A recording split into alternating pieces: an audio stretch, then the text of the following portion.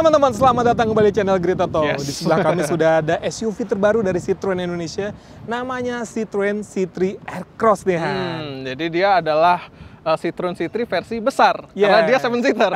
Itu dia. Dia masuk ke kelas small SUV, teman-teman, karena ukurannya lebih besar daripada C3 biasa ya. Betul. Dan sekarang kita mau kulik nih lebih dalam, apa aja sih yang menarik di C3 Aircross. Itu terus videonya ya.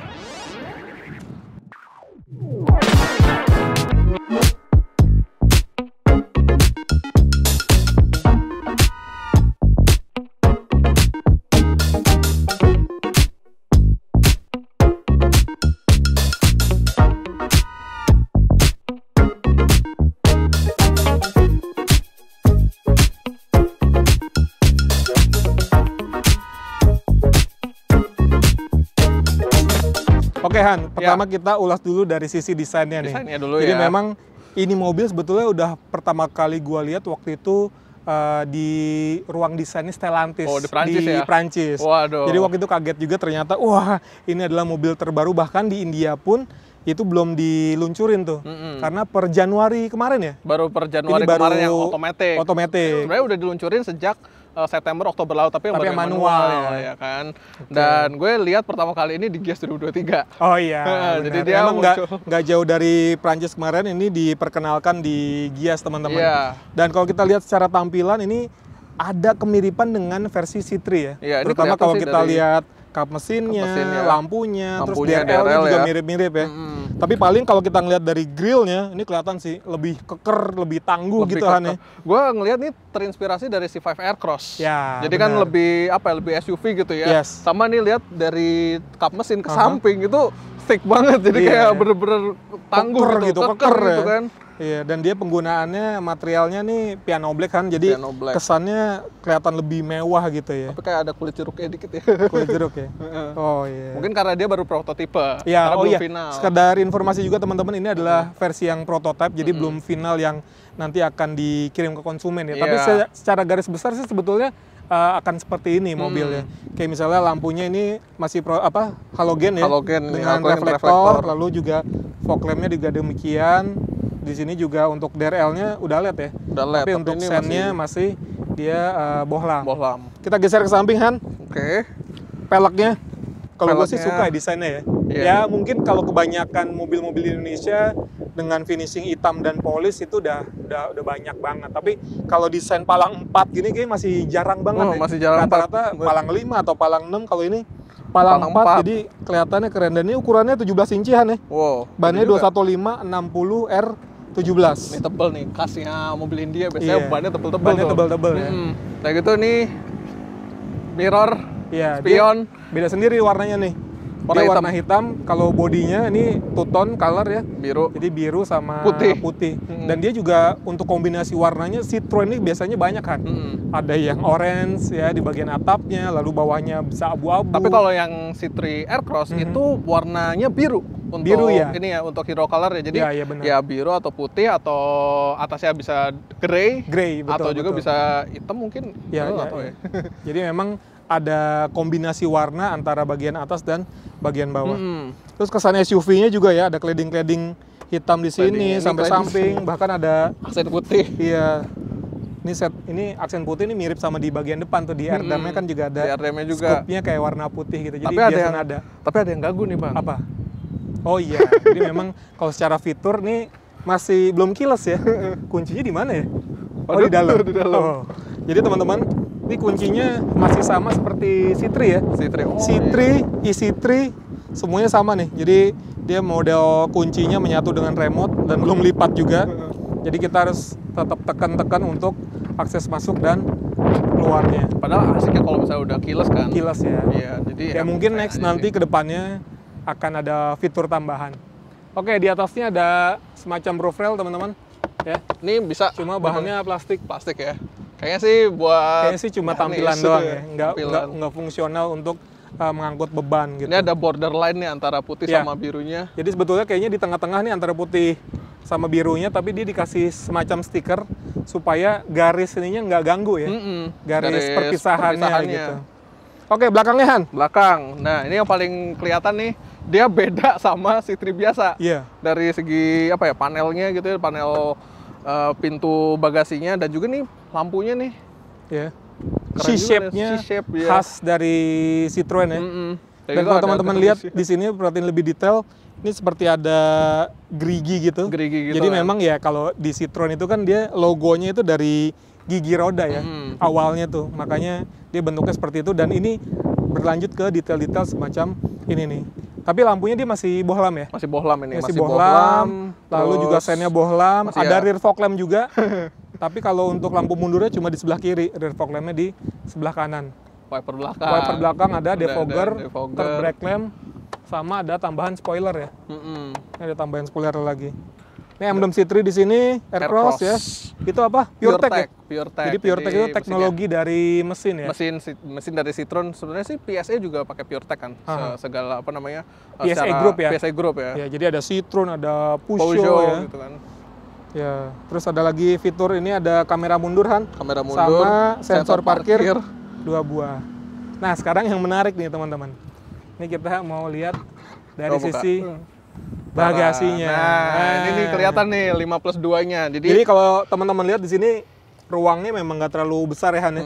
Ketika misalnya joknya masih dalam full. Jadi kalau teman-teman mau ngajak 7 orang penumpang gitu, ya udah ini posisinya akan seperti ini. Terus tasnya ya paling tas-tas kecil lah. Maaf ya, nggak bisa yang gede-gede. Benar. Tapi kalau misalnya butuh tempat ya, atau ruang bagasi yang agak besar, ini bisa direbahin ya. Tengah juga bisa direbahin. Nah, jadi itu langsung rata tuh. Lumayan rata ya. Lumayan rata. Bahkan kalau kita mau bawa barang yang cukup panjang gitu, ini bisa banget nih. Lumayan. Tapi ini nih ada party trick lagi. Ini dia. Bisa dicopot loh. Kalau butuh barang yang lebih besar lagi, ini bisa dicopot, taruh rumahan. Iya, taruh rumah. Kan? Lalu ya udah. Tapi konsekuensinya cuma bisa ngangkut 5 orang penumpang. 5 seater. Ya. Dan ini dengan jok dibuka, bagasinya 511 liter. Dengan jok tengah dinaikkan. Tapi kalau dilipat bisa sampai 800-an. Iya, kalau dilipat sampai 800-an. Iya. Jadi emang berat gak? Ya lumayan sih. Tapi nggak nyampe 10 kilo kayaknya ya? Iya, nggak sampai ya. Oke lah. Kita pasang lagi. Pasang. Oke.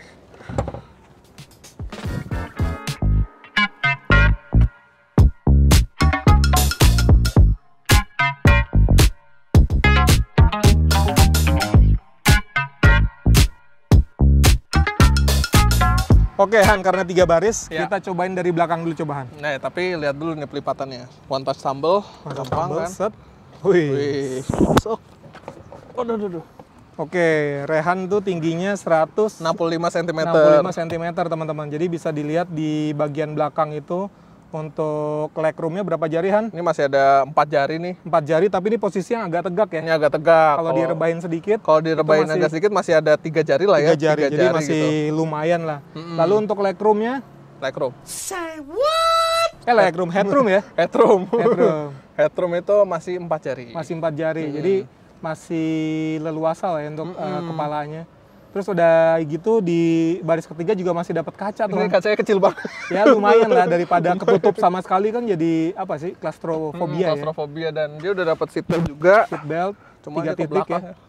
Oh itu karena kita copot tadi. Karena kita copot. Terus ada fitur apa aja Han di belakang Han? Di sini ada USB buat charger, USB Type A. Type A ya. Type A. Dan lalu ada ini cup holder gantungan di sini nih, max 3 kg. Oh itu nih. Buat kalau Rehan mau belanja gorengan ya. Buat belanja gorengan enak di sini, tinggal gantung doang. Ya. Sama kalau di belakang nih kita dapat angin cepoi-cepoi dari tengah sini nih. Oh iya ada AC, ada karena ada apa namanya double blower. Tapi posisi paha.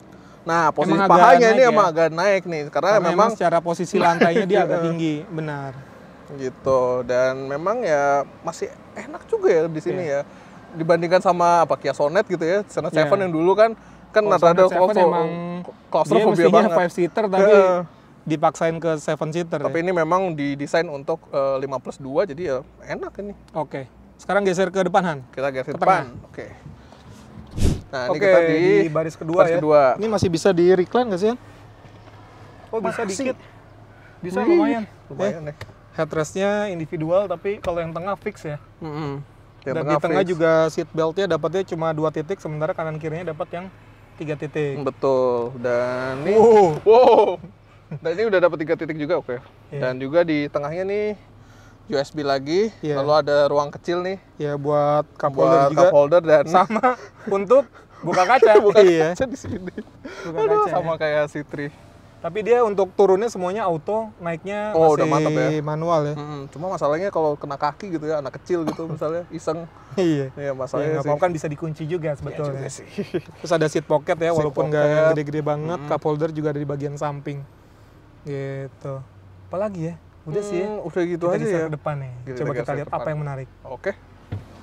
Nah ini kita pindah ke bagian depan nih Bang. Nah ini langsung kelihatan di mata saya ada instrumen digital. Ini nggak ada nih di Citroen C3 yang biasa. Kalau dia masih monokrom ya. Kalau ini udah monokrom nih. TFT. Udah TFT, dan udah layar. Informasi juga banyak kan. Wow. Ada untuk average konsumsi bahan bakar, ada juga kecepatan juga ya. Lalu juga buat TPMS teman-teman. Juga ada. Ada juga untuk ini tachometer sama indikator untuk eco. Gitu. Dan ini juga bisa pilih-pilih nih Han. Jadi kalau ini kan warna kaki kan.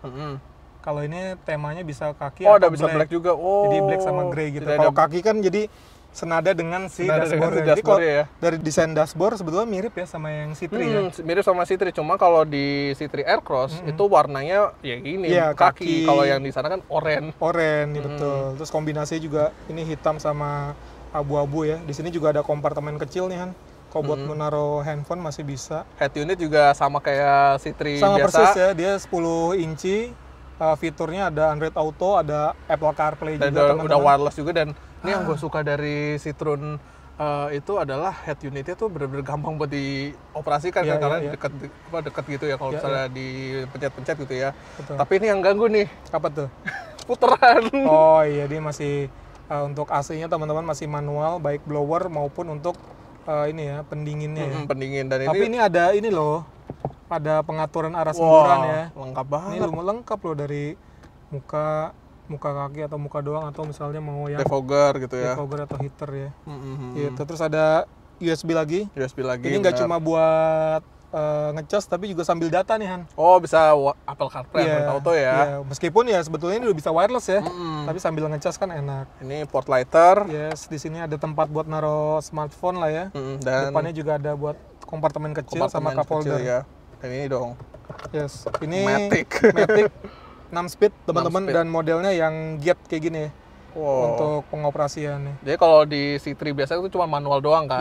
Di Aircross sebenarnya juga ada yang manual. Tapi versi India. Kalau versi Indonesia cuma ada yang Matic aja. Cuma ada yang Matic ya. Dan nah ini nih. Waduh ini enak banget. Jadi ada armrest teman-teman, ini yang ngebantu banget sih ketika perjalanan jauh. Perjalanannya gitu ya. mau santai. Enak itu, santai. Dan satu lagi nggak ada nih.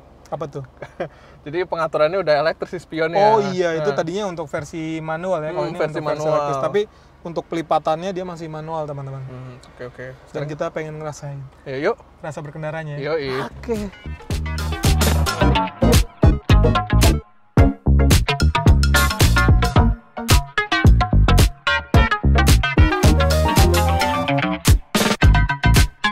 Oke, sekarang kita ada di dalam Citroen C3 Aircross teman-teman, dan ini yang langsung kerasa adalah getaran mesinnya ya. Karena mesinnya 3 silinder. Terutama kalau lagi idle ya, tapi kalau udah jalan kayak gini cenderung nggak terlalu terasa ya. Iya. Kalau lagi idle terus giginya masuk gede, nah itu berasa banget tuh. Berasa banget ya kan. Mesinnya itu 1200 cc tapi turbo. Oh. Tenaganya 108 dk dan torsinya 205 Nm. Yes. Nah, itu kalau untuk PS-nya sebetulnya 110-an. Ya, 110 Jadi PS. dia pakai mesin PureTech 110 tuh kalau dari kodenya, tapi kalau kita convert ke dk jadi 108 dk. Ini kita cobain dulu nih, akselerasinya gimana ya. Oh, bawahnya tuh lag-nya kerasa ya. Ya, kalau mesin turbo kan khas mesin turbo biasanya lag-nya emang berasa ya, tapi kalau udah dari tengah ke atas tuh jadi udah enak banget sih. Tengah ke atas tuh enak banget gitu kan. Nah ini kalau kita lihat speed trap ya. Nah ini ada ini baru nih. Ini salah satu ciri khas dari Citroen-nya. Ini keunggulannya, salah satu keunggulan komparatif ya, karena dari suspensinya itu empuk banget ya. Enak banget. Enak. Tadi kita masuk terowongan, itu rasanya ayunan tuh enak banget. Karena kan dia nggak terlalu ngayun kayak Neta gitu. Neta kan ngayun gitu kan. Ini langsung ini bukan terlalu empuk yang berlebihan gitu ya, tapi enak banget sih. Enak banget sih ini. Ini sesuai dengan ciri khas dari Citroen yang advance comfort-nya itu ya. Advance comfort namanya, dan dari advance comfort itu pula joknya juga ikutan. Ya, bener sih. Suportif juga di paha, joknya lalu empuk gitu ya. Terus kekedapan kabinnya juga oke ya, karena kalau dari mereka bilangnya tuh kayak kita lagi berada di dalam kepompong kan. Ya. Kekun. Emang iya, kekun efek. Tuh. Oh iya jauh ya. Jauh banget. Iya, kekun efeknya emang tuh. Iya berasa sih. Jadi emang soal kekedapan kabin ini oke banget dibandingkan mungkin sama rival-rivalnya. Terios, Rush gitu kan. Wah, jauh banget soal Terios sama Rush, ini mah jauh lebih nyaman. Nah, selanjutnya dia punya transmisi otomatis kan? Yes. Dan dia punya manual mode. Nah, tinggal geser aja kayak Tiptronic ya. Kayak Tiptronic, tapi ini turun naik apa naik ke atas gitu? Coba lihat dong, di sini ada nih. Oh, ada. Ini ada. Jadi kalau ke depan itu buat ngurangin ya, kalau ke belakang itu untuk nambahin. Jadi kayak kita lagi kok di mobil-mobil balap gitu kan rata-rata. Oh iya. Kok nambah dia ke belakang. Coba ya. Klek. Oh. Ya, kalau dari tengah ke atasnya enak ya. Jadi kayak gitu. Oke. Dan dia ada indikator tuh kan, kalau misalnya supaya efisien, mau pindah ke gigi selanjutnya nanti dia habis puter ya. Ini kan gigi 2 nih, masih gigi 2 ya. Coba. Ntar dulu. Emang kerasa banget lag-nya di bawah ya, baru pas di tengahnya langsung gitu. Iya. Nih lihat ada indikatornya. Tuh, oh iya, ada indikator naiknya ya. Jadi supaya lebih efisien dalam hal konsumsi bahan bakar, dia ada indikator untuk naikin giginya. Tapi dari Matic-nya ini halus ya, karena kan memang Matic Gear kan. Betul. Torque converter. Kalau yang di rivalnya yang lain ya, bukan yang Terios sama Rush. Terios sama Rush itu punya AT 4 speed yang gitu kan. Kalau ini AT 6 speednya lebih responsif, tapi memang nggak smooth gitu CVT. Cuma memang rasanya lebih enak, lebih mekanikal gitu kan. Dan karena dia 6 percepatan, jadi potensi pindahnya lebih cepat tuh, dan sehingga RPM-nya nggak usah tinggi-tinggi untuk pindah ke gigi selanjutnya. Ini kita dari tadi di bawah 2000 terus. Iya ya, itu dia makanya. Dan itu efeknya pasti nanti ke efisiensi bahan bakaran. Iya, kayaknya bakal lebih irit sih ya. Bisa jadi.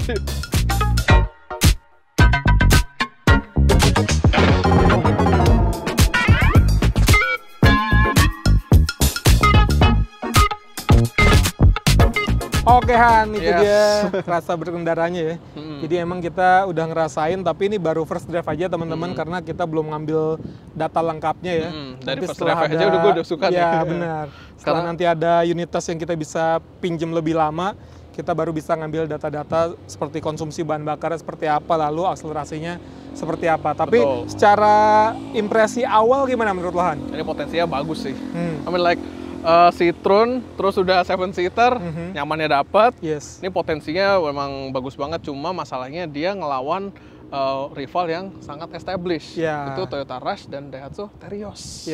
Salah satu caranya adalah bikin harganya sekompetitif mungkin. Ya kan? Mungkin di bawah 300 gitu, karena Terios sama Rush itu kan udah sekitaran 300-an ya, udah di atas 300 kan. kecil lah ya. 300 kecil, iya. Ya mudah-mudahan sih sesuai dengan targetnya bisa dijual dengan harga 300 juta supaya mungkin orang jadi lebih tertarik ya. Karena memang salah satu kelebihannya dia pertama advance comfortnya itu suspensinya enak, joknya enak, udah gitu juga secara mesin dia pakai mesin turbo dengan 1200 cc ya. Tapi ya kalau turbo kan setara dengan 1500 NA lah ya.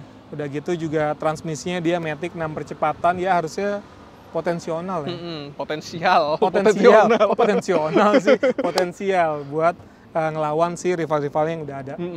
Oke teman-teman, gitu dulu ulasan dari kami. Nantikan nanti video lengkap ketika kami sudah bisa tes lebih panjang. Sekali lagi terima kasih teman-teman sudah menonton video ini. Sampai jumpa di video-video selanjutnya.